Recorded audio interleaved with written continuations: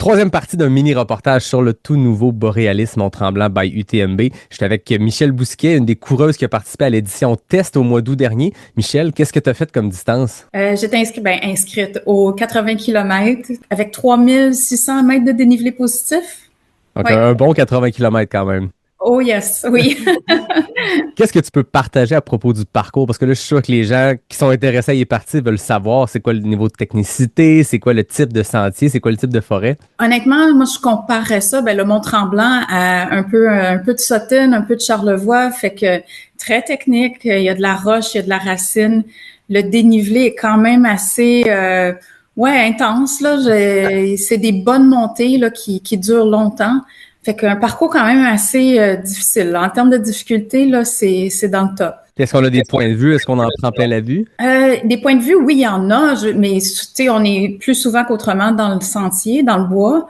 Mais il y a une section où on nous fait monter une des pistes de ski. Je pense la première montée, on est dans une piste de ski. Fait que c'est sûr qu'arrivé au sommet, tu as la vue 360 là, du Mont-Tremblant.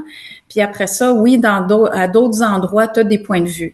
Mais je te dirais que pour l'ensemble, t'es dans le bois, là, t'es dans la forêt.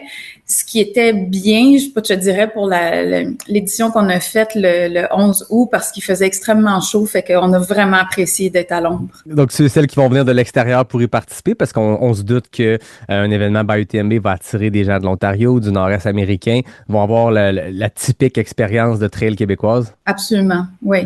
Puis, c'est ça, roche, racine, le sentier des Caps, là, où tu sautes de roche en montant pour te rendre jusqu'en haut, où tu penses que tu es rendu au sommet, il y en a encore pour une demi-heure. Fait que là, c'est sûr que quand on l'a fait, il n'y avait pas encore tout bien nettoyé les sentiers, si tu veux. Fait qu'on on se faisait accrocher un peu des framboisiers puis tout ça, mais fait que tu sais très étroit là, comme sentier, fait que oui, ça ressemble beaucoup à nos sentiers typiques du Québec. L'avantage des framboisiers, c'est que t'es comme un ravito en continu avec toi. Oui, si c'est le temps des framboises. Merci beaucoup, Michel. Fait plaisir.